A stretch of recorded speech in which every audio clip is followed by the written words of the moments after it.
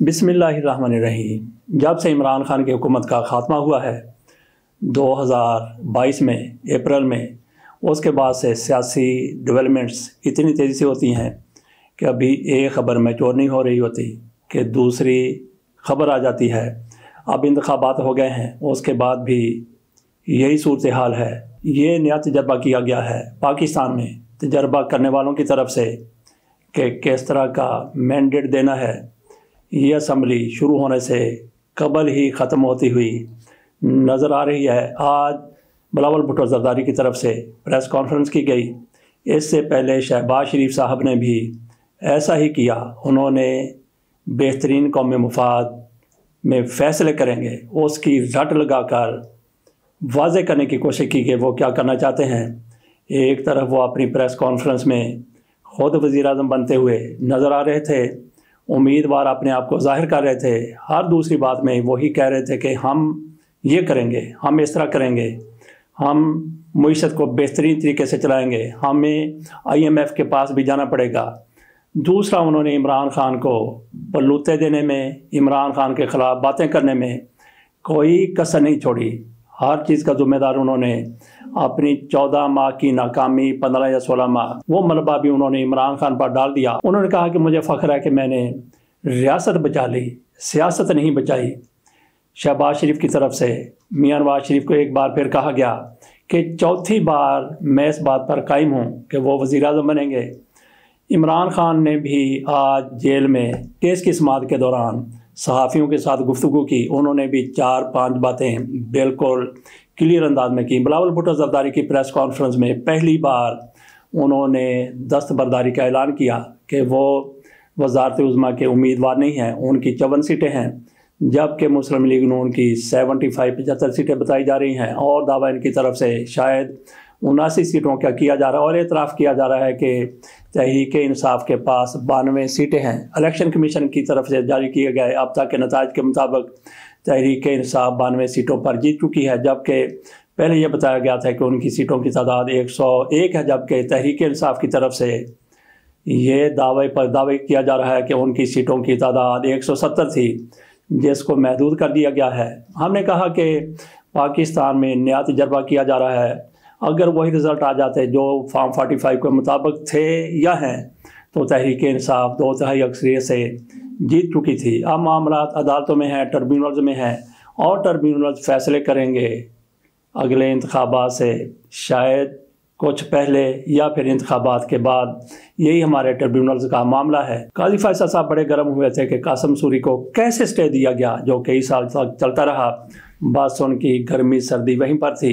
अब चूँकि तहरीक इंसाफ का मामला है, इमरान खान का मामला है, तो काजी फैसल साहब जो दिए गए स्टे होंगे उन पर बिल्कुल खामोशी रखेंगे। नज़र तो यही आता है, जो तजर्बा हमारे सामने आया काजी फैसल साहब का तहरीक इंसाफ के हवाले से, जो कुछ वो कहते रहे, जो कुछ करते रहे, जो कुछ वो फैसले देते रहे। बिलावल भुट्टो ज़रदारी की तरफ से वज़ारत उज़्मा से दस्तबरदारी का ऐलान करने के साथ ही ये भी कहा गया है कि चूँकि तहरीक इंसाफ के पास भी वाज़ेह मैंडेट नहीं है, हालांकि उनकी सीटों की तादाद सबसे ज़्यादा है, लेकिन तहरीक इंसाफ की तरफ से ये ऐलान कर दिया गया है। इमरान खान ने ये कह दिया है कि मैं ना मुस्लिम लीग नून के साथ इत्तेहाद करूँगा और ना मैं पीपल्स पार्टी के साथ इत्तेहाद करूँगा। गोया उनके साथ मिलकर हुकूमत नहीं बन सकती, और वो भी हुकूमत अकेले बनाने की पोजीशन में नहीं है।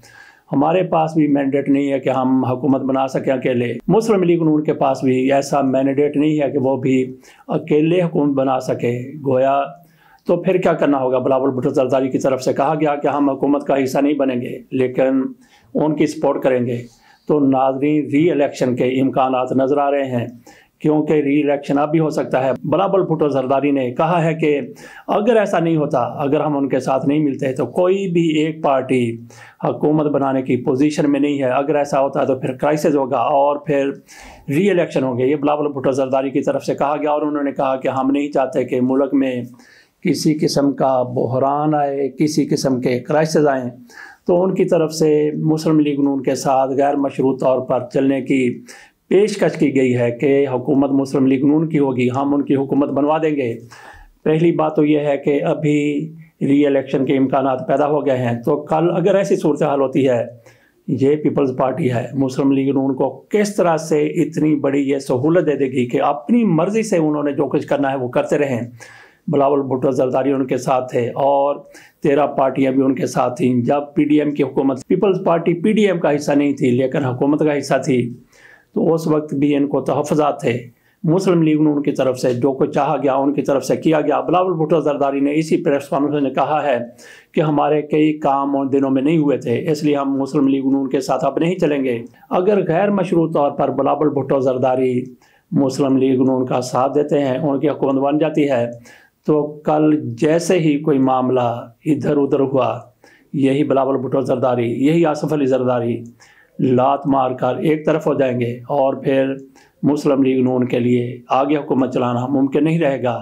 البتہ مسلم لیگ نون والے سب سے پہلے یہ کریں گے کہ پیپلز پارٹی کی ہمیں ضرورت نہ رہے، وہ آزاد امیدواروں کو اپنے ساتھ ملائیں گے، دوسری پارٹیوں کو اپنے ساتھ ملائیں گے، اور جیسے ہی ان کی اکثریت پوری ہو جائے گی، وہ بھی ایک داؤ میں بیٹھے ہوں گے، تو ان کو وہ دھکا دے کر، لات مار کر، ٹھڈا مار کر یا ٹھبی دے کر ان کو ایک طرف پھینکیں گے اور پورے 5 سال انجوائے کرنے کی کوشش کریں گے۔ لیکن ایسی حکومتیں کب تک چلتی ہیں؟ اور پھر ایسا اگر اعتماد ہو تو پھر تو بالکل بھی نہیں چل سکتی۔ اس لیے پھر یہی امکان نظر آ رہا ہے کہ ابھی ری الیکشن ہو جائیں، بلکہ بہتر ہے کہ ابھی ری الیکشن ہو جائیں تاکہ واضح مینڈیٹ کسی پارٹی کے پاس آ جائے۔ ادروائز تو یہی رنڈی رونا اور کتی چیخا پڑا رہے گا۔ کب تک پڑا رہے گا؟ جب تک پڑا رہے گا اس وقت تک میرے، آپ کے، پاکستان کے، ملک کے، قوم کے، عوام کے مسائل جوں کہ توں نہ صرف رہیں گے بلکہ وہ بڑھتے ہی چلے جائیں گے۔ عمران خان کی طرف سے آج صحافیوں کے ساتھ گفتگو کرتے ہوئے بہت کچھ کہا گیا۔ عمران خان نے ایک تو یہ واضح کیا، جیسا کہ ہم پہلے کہہ چکے ہیں بلاول بھٹو زرداری کی زبانی، کہ عمران خان نے سب سے پہلے تو یہ کہا کہ ہم پیپلز پارٹی اور مسلم لیگ نون کے ساتھ حکومت سازی میں کوئی اقدام نہیں کریں گے، ان کے ساتھ تو بات چیت کا سوال ہی پیدا نہیں ہوتا، یہ عمران خان کی طرف سے کہا گیا۔ اور اس کے ساتھ ہی عمران خان نے یہ بھی کہا کہ علی امین گنڈا پور خیبر پختونخوا میں تحریک انصاف کے امیدوار ہوں گے، اور یہ خبریں بھی بعد میں سامنے آئی ہیں کہ تحریک انصاف کا خیبر پختونخوا میں جماعت اسلامی کے ساتھ اتحاد ہو گیا ہے۔ اس اتحاد سے تحریک انصاف کو یہ فائدہ ہوگا کہ یہ پارٹیاں ایک دوسرے میں ضم ہوں گی، ایک پلیٹ فارم پر آ جائیں گی، تو خصوصی نشستیں وہ تحریک انصاف کو ان کی تعداد کے مطابق مل جائیں گی۔ یہ سب سے بڑا فائدہ ہوگا، جماعت اسلامی کو بھی اس میں کوئی اعتراض نہیں ہوگا۔ وہاں پہ حکومت سازی کا سب سے پہلے اقدام خیبر پختونخوا میں بلکہ پورے پاکستان میں حکومت سازی کے لیے سب سے پہلے پیش رفت کی گئی ہے تحریک انصاف کی طرف سے۔ گنڈا پور کو وزیر اعلیٰ نامزد کر دیا گیا ہے، جماعت اسلامی کو ساتھ ملایا جا رہا ہے۔ عمران خان کی طرف سے جیل میں صحافیوں کے ساتھ گفتگو کرتے ہوئے سب سے پہلی بات تو یہ کی گئی تھی کہ وہ مسلم لیگ نون اور پیپلز پارٹی کے ساتھ کوئی اتحاد نہیں کریں گے۔ دوسری بات آپ یوں سمجھیں کہ ان کی طرف سے علی امین گنڈا پور کا نام وزیر اعلیٰ کے طور پر دے کر کی گئی۔ تیسری بات انہوں نے یہ کی کہ کہا جاتا ہے کہ میری کسی سے ملاقات ہوئی ہے۔ عمران خان کہتے ہیں کہ میری کسی بھی شخصیت سے جن کی طرف اشارے کیے جا رہے ہیں کسی سے میری ملاقات نہیں ہوئی۔ اور چوتھی بات عمران خان نے یہ کی ہے کہ کہا جا رہا ہے کہ مجھے بنی گالہ میں شفٹ کیا جا رہا ہے، ایسا بالکل بھی نہیں ہے۔ عمران خان نے کہا کہ بلکہ میں نے یہ کہا ہے کہ بشرا بیگم جیسا کہ انہوں نے درخواست دے رکھی ہے کہ وہ جیل میں آ جائیں، ان کو جیل میں شفٹ کیا جائے، تو ان افواہوں میں بھی کسی قسم کی کوئی صداقت نہیں ہے۔ اور عمران خان کی طرف سے پانچویں بات یہ کی گئی ہے کہ ان کو جب انتخابی نتائج ٹی وی چینلز پر پیش کیے جا رہے تھے، جب انتخابی نتائج آ رہے تھے، عمران خان کہتے ہیں کہ جیسے ہی انتخابی نتائج کا سلسلہ رک گیا تو مجھے اسی وقت یقین ہو گیا کہ تحریک انصاف جیت چکی ہے، تحریک انصاف جیت رہی ہے، اسی وجہ سے انتخابی نتائج روک دیے گئے ہیں۔ تو یہ 5 باتیں عمران خان کی طرف سے جیل میں صحافیوں کے ساتھ گفتگو کرتے ہوئے کی گئی ہیں۔ یہاں پہ بہت بڑا سوال یہ ہے کہ عمران خان کو کیسے، کس نے یہ سہولت فراہم کی کہ وہ انتخابی نتائج سن رہے تھے، دیکھ رہے تھے، اور انہیں پتہ چل گیا کہ اب انتخابی نتائج رک گئے ہیں اور تحریک انصاف کو ہرانے کی کوشش کی جا رہی ہے، تحریک انصاف جیت چکی ہے۔ یہ عمران خان کی سٹیٹمنٹ ہے جو آج جیل میں انہوں نے صحافیوں کے ساتھ گفتگو کرتے ہوئے ویلاگ میں ہم آخری بات یہ کرتے ہیں کہ شہباز شریف صاحب اگر پاکستان کے وزیر اعظم بنتے ہیں تو یہ پاکستان کی سب سے بڑی بدقسمتی ہوگی، کیونکہ شہباز شریف صاحب نے جس طرح سے 14 ماہ 15 ماہ 16 ماہ حکومت چلائی ہے، جہاں سے انہوں نے سلسلہ چھوڑا تھا وہیں سے شروع کریں گے، اور ہر کسی کو پتہ ہے کہ پاکستان کے ساتھ ان 14 15 16 ماہ میں کیا ہوا تھا۔ شہباز شریف اگر حکومت میں آ جاتے ہیں، بہتر تھا کہ نواز شریف کو جیسے بھی ہے کھینچ تان کر ان کو حکومت میں لے آیا جاتا، تو ان کی شہباز شریف کے مقابلے میں کہیں بہتر صلاحیتیں ہیں حکومت چلانے کی۔ اگر شہباز شریف کو لایا جاتا ہے تو پھر آپ سمجھیں کہ ہماری بدقسمتی ہے، پاکستان کی بدقسمتی ہے، ہم ایک بار پھر اسی ایرا میں چلے جائیں گے، اسی زمانے میں چلے جائیں گے جو 16 ماہ بڑی مشکل سے گزرے تھے، جس طرح سے مہنگائی کے طوفان اٹھائے گئے، جس طرح سے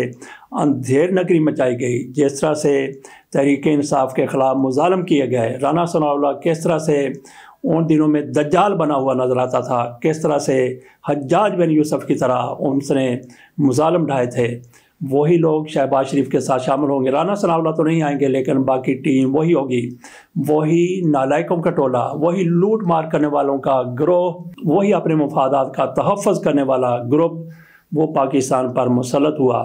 تو اللہ سے دعا کریں کہ کوئی بھی وزیر اعظم بن جائے لیکن شہباز شریف سے نجات ملی رہے، کوئی بھی وزیر اعظم بن جائے لیکن شہباز شریف سے نجات ملی رہے، کیونکہ تجربہ کیا جا چکا ہے کہ کس طرح سے یہ حکومت کرتے ہیں۔ اس کے ساتھ اجازت دیجیے اور دعا کیجیے پاکستان کے لیے یہ ہونے والے انتخابات بہتر ثابت ہوں۔ اللہ حافظ۔